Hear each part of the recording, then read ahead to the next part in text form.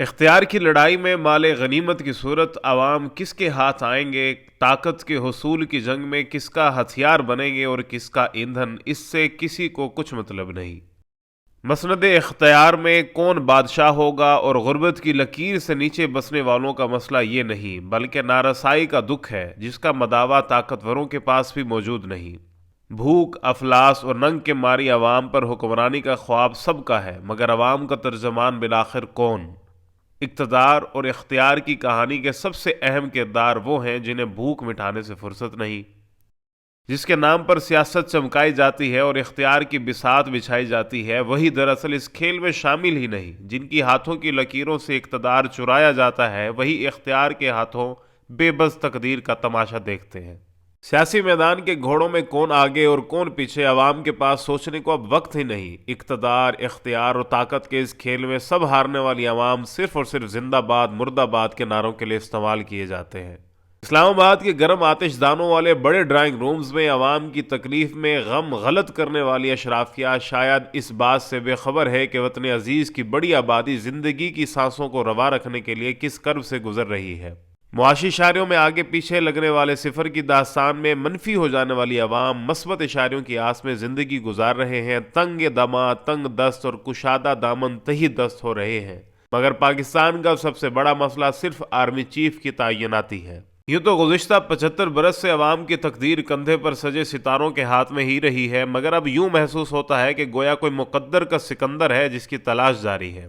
وزیر اعظم کی مشکل دیکھ کر لگتا ہے کہ اس ایک دن کے لیے مسند اقتدار پر بیٹھنے والے شہباز پرواز کے پر اتار بیٹھے ہیں۔ شتر مرغ کی مانند ریت میں سر دبائے سیاسی قیادت سورج سے آنکھیں چار کرنے سے کترا رہی ہے، اور وزیر اعظم یوں خاموش ہیں جیسے کسی قیامت کا انتظار ہے، گزرے گی تو حساب کتاب کا وقت آئے گا۔ سویلین بالادستی اور ووٹ کو عزت دلوانے کا خواب دکھانے والی سینئر قیادت اپنے حقوق بچانے کی کوشش میں ہے۔ گزشتہ برس اکتوبر میں عمران خان نے بطور وزیر اعظم نہ کرتے DGISI کی تقرری کی، مگر اپنی پسند اور اپنے وقت پر، یہاں تک کہ آرمی چیف قمر جاوید باجوہ کو استعفے کی دھمکی دینا پڑی، مگر چونکہ عمران خان کی پشت مضبوط تھی لہٰذا انہوں نے پورا اختیار استعمال کیا۔ مگر یہ اختیار شہباز شریف استعمال کیسے کریں، اس کے لیے پشت اور حوصلہ دونوں درکار ہیں جو فی الحال دستیاب نہیں۔ طاقت اور اختیار کے اس مرحلے میں مقاصد اور اہداف سامنے رکھے گئے ہیں۔ آئین، قانون اور اصول کے بجائے ذاتی مفادات کے حصول کا لاہ عمل اور طریقہ کار کون اور کہاں طے کر رہا ہے، یہی اصل سوال ہے۔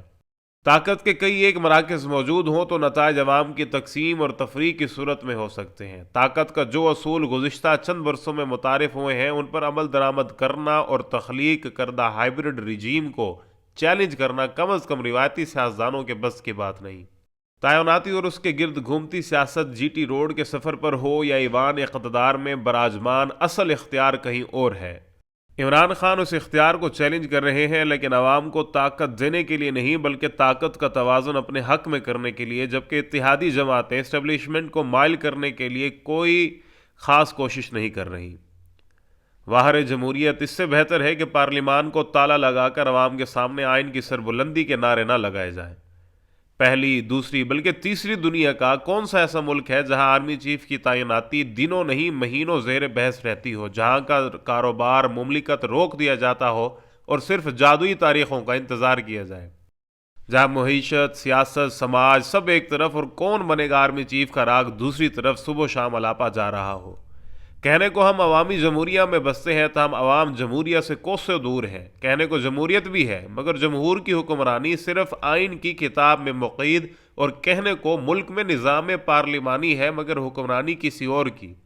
کچھ عرصہ قبل کالم میں لکھا تھا کہ وطن عزیز میں آرمی چیف منتخب کرنے کے لیے وزیر اعظم تعینات کیے جاتے ہیں، اور اب اس کا عملی مظاہرہ دیکھنے کو مل رہا ہے۔ ستم ظریفی یہ ہے کہ نہ ہم نے ماضی سے کچھ سیکھا اور نہ ہی مستقبل میں سیکھنے کا کوئی ارادہ رکھتے ہیں۔